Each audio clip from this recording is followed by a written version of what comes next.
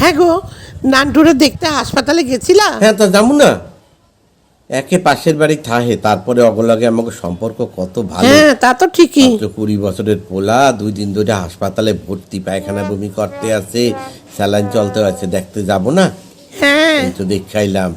আর শুধু নান্টু, আরো 150-200 পোলা হসপিটালে ওরকম বমি পায়খানা নিয়ে ভর্তি।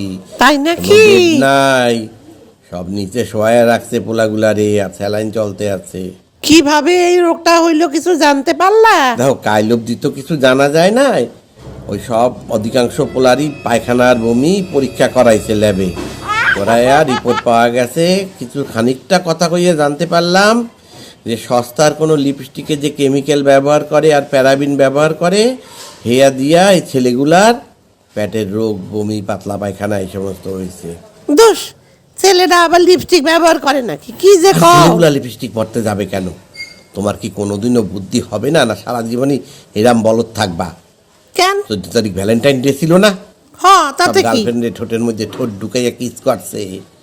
তো যে মায়াগুলা সস্তার লিপস্টিক পরছিল, সেগুলার বয়ফ্রেন্ডেরই এই পেটের রোগ হয়েছে। ও, বুঝছো? তাই নাকি? এখানে আবার কাউরে কিছু কইতে যাইও না। না না, আমার কি বাপ মায় দরকার? মানবে না। ওরে আমাকে পোলায় কিছু করতে পারে না, এরাম কিসমিস করে নাই।